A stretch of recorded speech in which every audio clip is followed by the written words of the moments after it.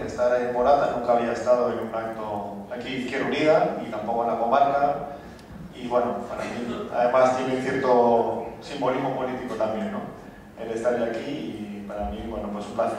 Segundo, agradeceros la asistencia un viernes por la tarde-noche, carnaval, lo cual significa dos cuestiones, por las dos a la vez. Una, que hay un alto nivel de disciplina y de compromiso político en la comarca por parte de los militantes de Izquierda Unida, o que soy muy religioso, y esto en los carnavales no mola nada.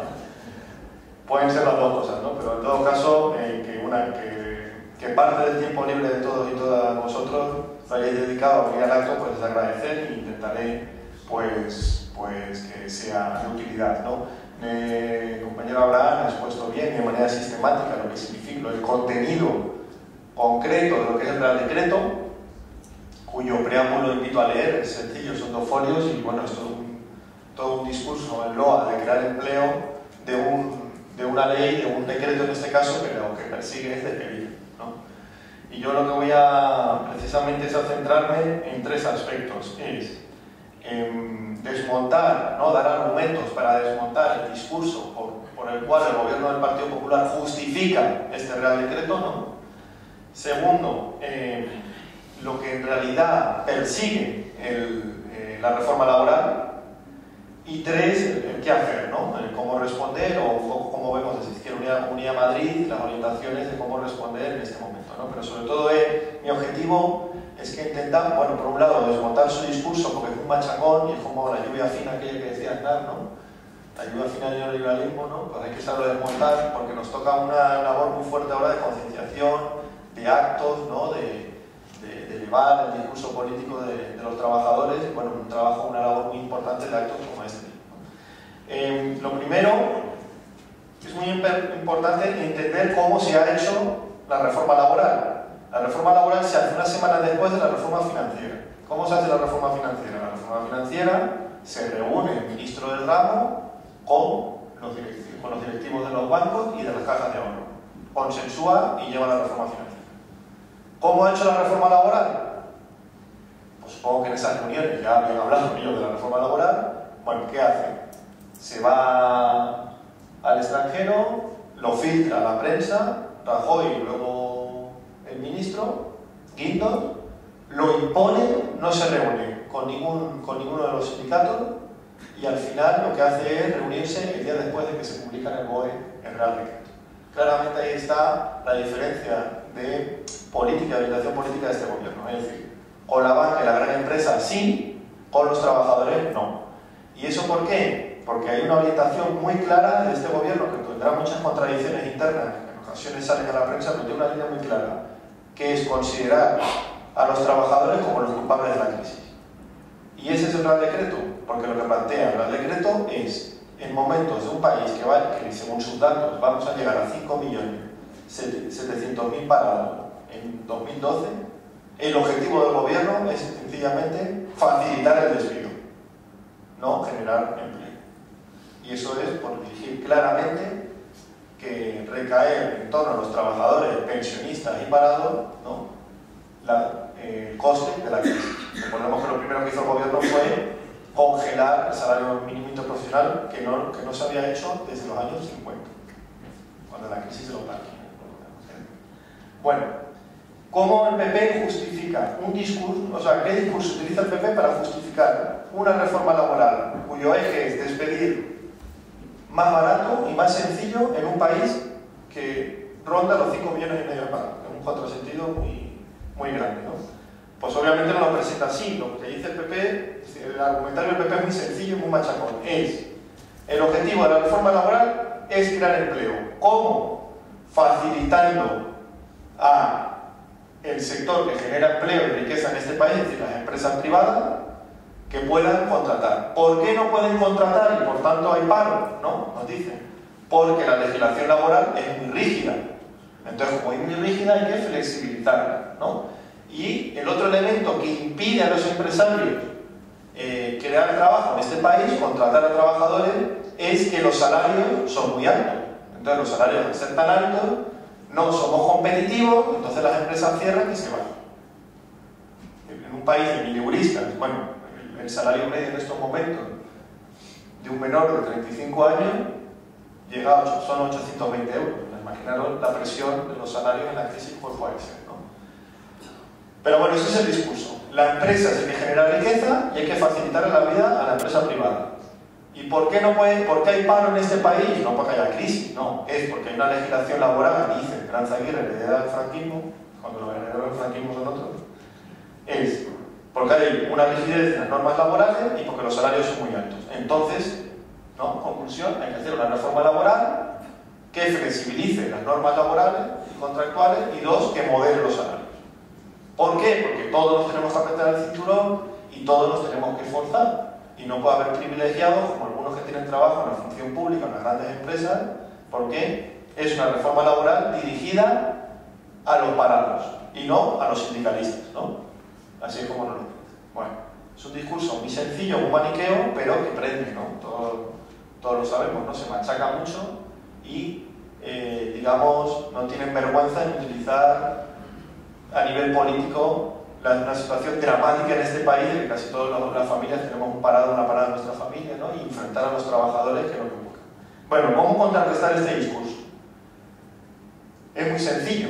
Si el culpable del paro es, que esto lo explicaba bien un abogado laboralista de Izquierda Unida, ¿no? Que le cogieron una frase el otro día, creo que fue Tojo, en el acto este en López Vega, ¿no?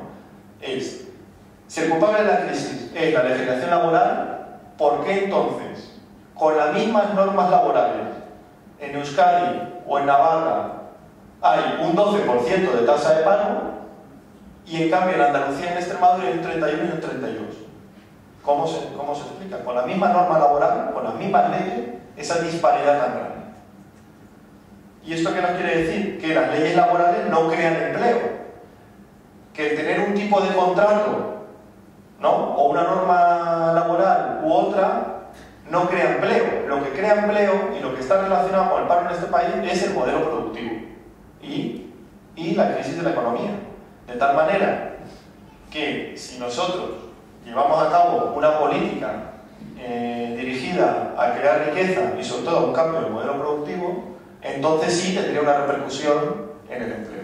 Es decir, la clave del paro histórico que tiene nuestro país desde hace décadas no es las relaciones laborales, no es las normas laborales, sino un modelo productivo débil. Básicamente, sobre todo en esta comunidad, en torno a un monocultivo guiado por el sector inmobiliario, que al derrumbarse se cae toda la economía. Entonces, un sector económico, en vez de tener un sector, deberíamos tener varios sectores económicos, de tal manera que si no entra en crisis, los demás pues, pueden, digamos, sostener la actividad productiva del país, por tanto económica. ¿Se entiende el razonamiento? No. Las leyes laborales no crean empleo. Lo que crea empleo es una estructura productiva u otra. Y en este país se ha optado por tener una economía basada en un solo sector y eso nos ha hecho débiles, porque lo que ocurre es que depende toda tu actividad económica de empleo de ese sector. Si ese sector entra en crisis, se cae todo. Y 30 años después y 12 reformas laborales después, segundo argumento para desmontarnos, lo que nos hemos encontrado precisamente es todo lo contrario, que cada vez hay más paro. Y con la reforma laboral que nos metió el PSOE en 2010, ¿cómo se justificaba? Porque era para crear empleo. ¿Y qué conclusión tuvimos con esa reforma laboral? Que llegamos por primera vez en nuestra historia a los 5 millones de desempleo. Con lo cual, conclusión, que las reformas laborales en este país van dirigidas a un objetivo: despedir más fácil. Ese es el único objetivo, no crear empleo. Por tanto, las leyes laborales no crean empleo. El empleo está relacionado con el modelo productivo. Bien, segundo argumento, los salarios son altos y no nos hacen competitivos. Por tanto, las empresas se van, ¿no?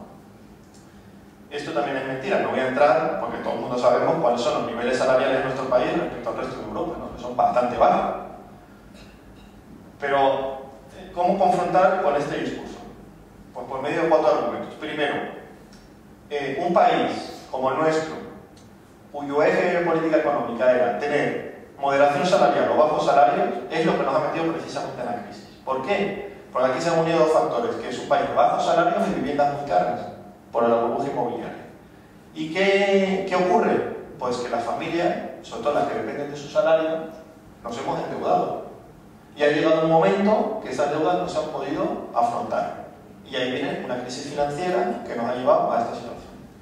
Precisamente el vincular la suerte de un país a bajos salarios y sobre todo a lo que era un derecho a la vivienda, hacerlo algo tan inaccesible es lo que nos ha condenado a la crisis actual y que explica el nivel de paro que tenemos. Bien. Segundo argumento para desmontar esto de que los salarios son culpables de la crisis es que precisamente, creo que lo ha dicho el compañero Abraham, hay sectores económicos de nuestro país que desde 2008 hasta aquí han tenido ingentes beneficios. Por ejemplo, la banca. Datos de la Asociación de la Banca de España, ABE, que no es el tren, es la patronal de la banca. Desde 2008 que empieza la crisis hasta 2011, 32.000 millones de beneficios. ¿Eso ha repercutido para que el sector financiero de este país cree empleo? No. Más bien al contrario, se han multiplicado los ERE en torno a las cajas a los trabajadores de la banca, ¿no? El tema de las oficinas, etc. Tercer argumento. Bueno, ya lo he dicho antes.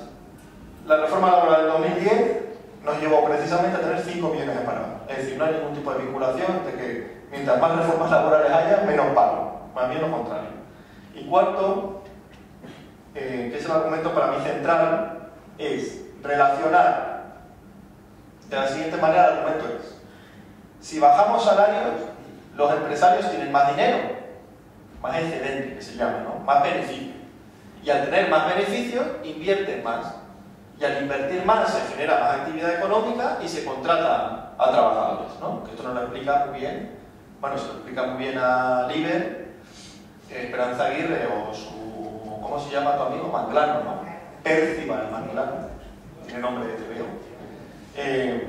¿Cómo es el mecanismo económico correcto? Es decir, ustedes lo que tienen que entender, ¿no? Como dicen nosotros, ustedes sindicalistas o rojos, lo que tienen que entender es que los trabajadores tienen que hacer un esfuerzo, bajarse salarios, los empresarios tienen más dinero y contratan a trabajadores. Pues no, porque lo que ocurre en este país, que por cierto llevamos con el discurso de la moderación salarial desde la transición, y este país en el mejor momento nunca bajó de 2 millones de desempleados, lo que ha ocurrido es lo siguiente: efectivamente, si se moderan los salarios o se bajan, como se pretende, como ha dicho el compañero Abraham, se bajan, como pretende esta reforma laboral, es verdad, el empresario tiene más beneficios, pero eso no va para invertir más, ni para crear empleo, sino para especular más. Porque eso es lo que hemos visto durante, y esta comarca sabéis algo, durante muchas décadas, lo que hemos visto es que el beneficio empresarial de este país no ha ido a crear actividad productiva, o riqueza, o innovación, ¿no? Lo que ha ido es actividades relacionadas con la burbuja inmobiliaria. O directamente salirse del país, o sacarlo del país, o consumo improductivo, ¿no? Los 4x4 por los lados, comprar viviendas, etcétera, etcétera. De lujo, etcétera. El modelo Marbella. Es mentira. Precisamente bajar salarios, tal como tenemos configurada la mentalidad del empresariado medio de este país, sobre todo las grandes empresas, y tal como está estructurado el modelo productivo de este país, que está basado en actividades relacionadas con la especulación, bajar salarios para subir beneficios, lo que hacen es precisamente profundizar en las actividades especulativas del empresariado, de la patronal típica de este país, como Arturo, por ejemplo, que lleva convenio tras convenio machacando a los trabajadores aquí de la hostelería en España, y él es de los primeritos que guarda ese dinero en ASICAP y demás paraísos financieros, ¿no? Como ha salido una prensa sindical el año pasado. ¿Entendéis un poco el razonamiento? Para resumir, yo creo que es importante.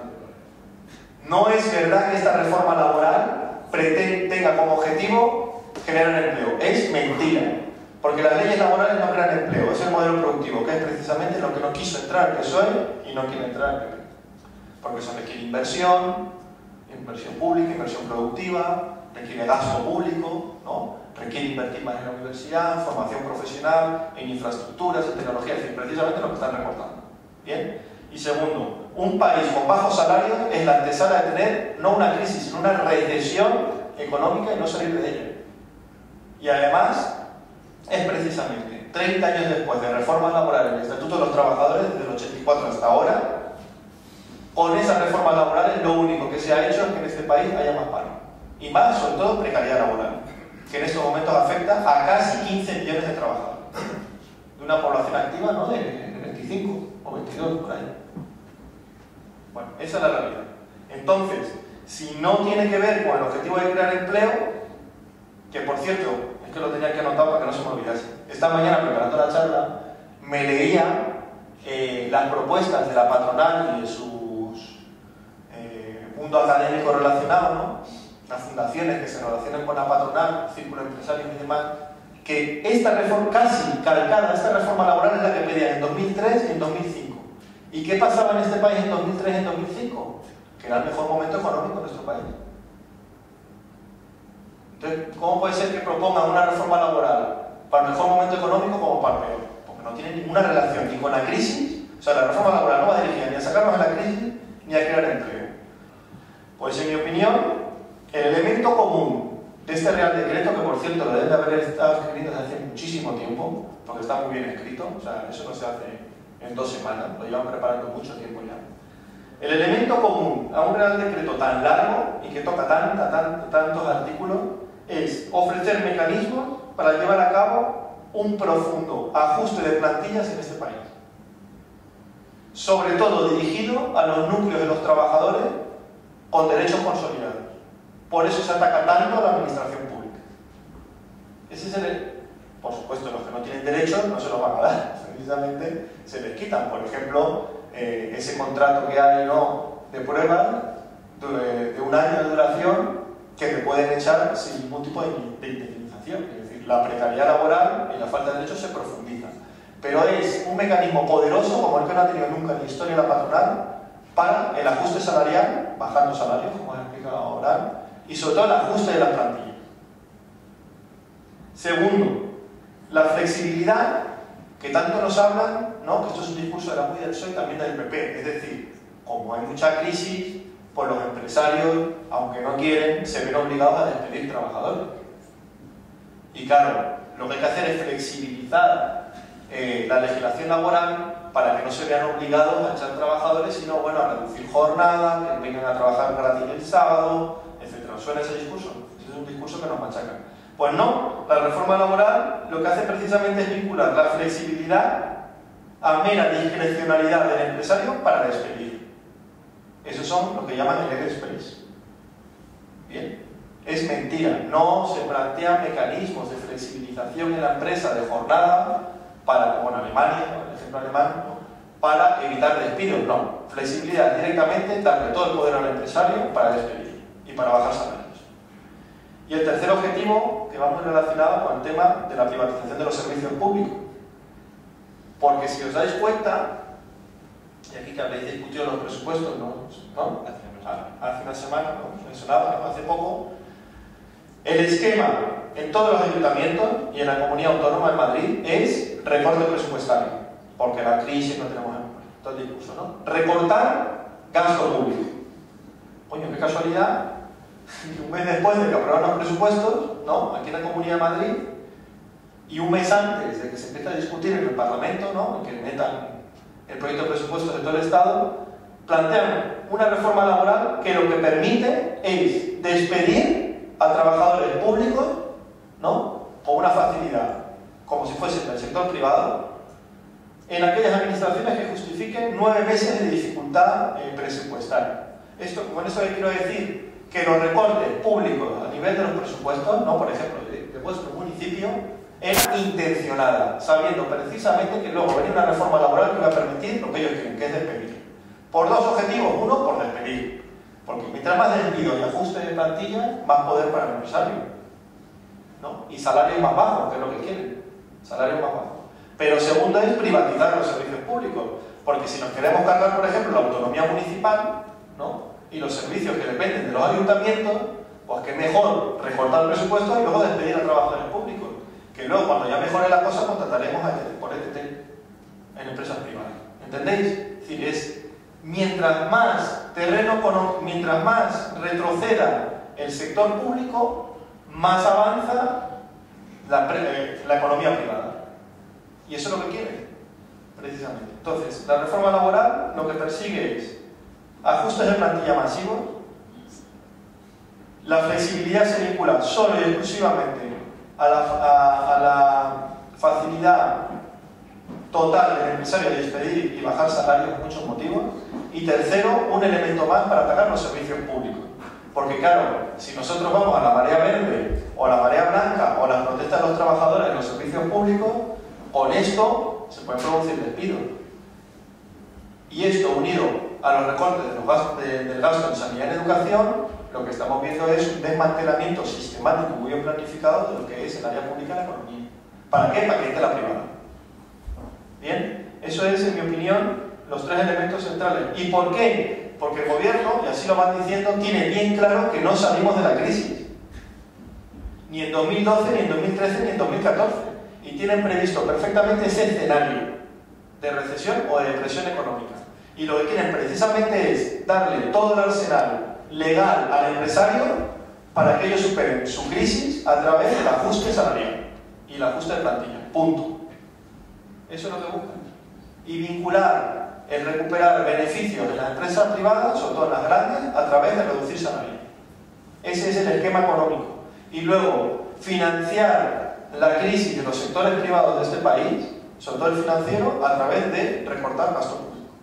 Es decir, privatizar los servicios públicos para que entren, sobre todo las grandes constructoras, ¿no? Los grandes sectores empresariales, entren a gestionar hospitales, escuelas, etcétera, etcétera, o ayuntamientos, ¿no? Y por el otro lado, bajar salario para que las empresas, sobre todo las grandes, pues salgan de su crisis de balance. Ese es el objetivo, esa es, digamos, la línea estratégica económica de este gobierno. Por tanto, hay que tener una pedagogía tremenda en torno a altos mesas de información, hablar de nuestros puestos de trabajo, en la familia, en el ocio, en todo lo que es el marco social y laboral de cada uno de nosotros, una pedagogía sistemática en explicar que la reforma laboral no va encaminada ni a sacarnos de la crisis ni a generar empleo, sino todo lo contrario. Es un mecanismo tremendo de destrucción de empleo en este país. Y mientras más empleo se destruya, menos consumo hay. Y mientras menos consumo hay, más depresión económica, más cierre de empresas, más paro, etcétera, etcétera. Y eso es lo que hay. Esta es la espiral en la que estamos en 2008. Bien, por último, ¿qué hacer? Para mí es fundamental no perder la referencia en el momento político en el que estamos. Y el debate principal en el que estamos, sobre todo ahora que el PP gobierna en casi todos los sitios, es el siguiente, es o salida social a la crisis o recortes. Y ahí es donde tenemos que dirigir en todo momento en la actividad institucional, en la calle, en nuestra actividad social, política, en todos los ámbitos nuestros, establecer el debate ahí. Porque segundo, tenemos que, digamos, avanzar muchísimo en un estilo de trabajo muy unitario. Intentar unir a la mayor cantidad de gente afectada por una crisis que encima con esta reforma laboral va a llegar de lleno a aquellos sectores que hasta el momento no se habían afectados por ella. Trabajadores consolidados, trabajadores públicos, de larga carrera profesional, etcétera, etcétera. Pequeña empresa que se va a ver afectada por la depresión económica, es decir, actividades muy unitarias, con un discurso muy unitario en torno a la consigna, ¿no?, a la línea de la alternativa social a la crisis, versus recorte.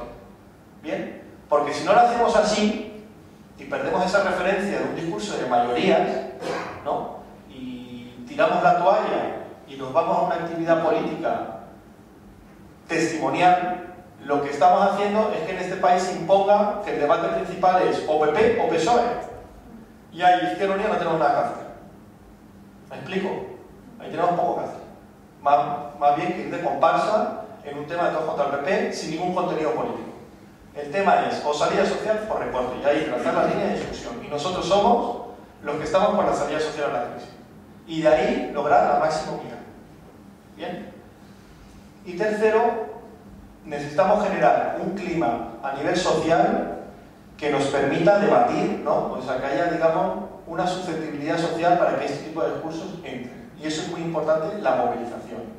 De la organización y la movilización a nivel social. Por eso es muy importante actos como este, y como este muchos más. Y llegar a la gente, y editar material. Es decir, una actividad muy paciente, pero muy pedagógica, clara, de que por el camino de los recortes y el ajuste salarial, nuestro país a lo que va, es decir, el futuro de nuestro país será el presente de Grecia. Y no es por asustar, es que es así. Y luego movilización como la del 19 de febrero, la del domingo que viene. Es fundamental que haya respuesta, una respuesta inteligente, pero respuesta, y que vaya y que nos permita acumular fuerzas cada vez más para poder frenar lo que son los programas de ajuste en este país. Entonces, muy importante la movilización. Cuanto más unitaria, mejor, y más masiva, mejor todavía. Por eso es muy importante, lo poco que nos queda, de aquí al 19 dar una respuesta importante al Real Decreto, una semana después de su publicación. Bien, pero sobre todo, y por último, tenemos que pasar a la ofensiva. Normalmente hacemos, yo sé que es fácil decirlo y difícil hacerlo, y me explico. Es muy difícil articular movilizaciones y respuestas una vez cuando la agresión ya está hecha. Entonces, te publican el Real Decreto, claro, como no gobernamos es difícil, ¿no? Pero tiene mayoría absoluta, pero te publican el Real Decreto y vas tú a protestar.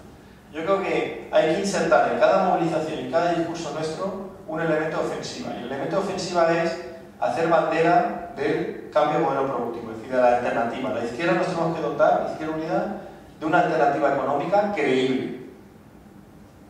Creíble y que vaya precisamente en torno a lo que es, lo que no está haciendo la política económica del gobierno, que es crear empleo con derecho. Y eso tenemos que dar una alternativa a un modelo productivo que se ha hundido. ¿El PP cómo intenta dar respuestas? Pues la respuesta que nos intenta dar Esperanza Aguirre es traer Las Vegas aquí a Madrid. No suena, ¿no? Ha salido en los periódicos. Es decir, hacer de Madrid un gran centro de juego y hostelero. De lunes a jueves los ejecutivos vienen sin sus mujeres y niños aquí a supuestos congresos profesionales y el fin de semana, por si no lo explicamos, ¿no? Vienen ya los niños y la mujer y hacen un turismo de compras, ¿no? Por eso hay que liberalizar los horarios comerciales 24 horas de lunes a domingo. Es decir, no tienen salida, lo que quieren es profundizar cada vez más en el mismo esquema que han tenido desde el año 97. Pero nosotros tenemos que reconocer que tenemos que empezar a tocar pelo y dar una alternativa muy rápida y muy contundente de qué modelo productivo queremos generar nosotros. Dónde sacar los recursos, cómo dirigirlos, en qué sectores, etcétera, etcétera.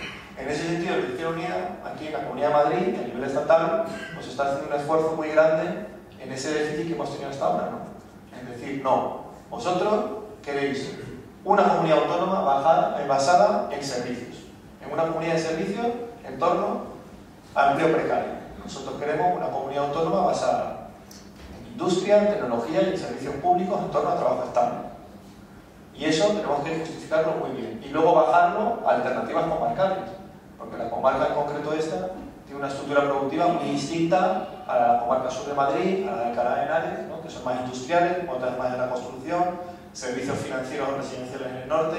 Aquí todavía tenéis sector primario, tenéis un sector secundario y extractivo, ¿no? El tema de las canteras, etc. O sea, y tenemos que dar digamos, alternativas comarcales muy viables, muy creíbles, y así podemos ir a la ofensiva y sumar gente y avanzar. Muchísimas gracias por estar aquí y bueno, espero el debate, pues si no habéis entendido algo, solucionar la duda.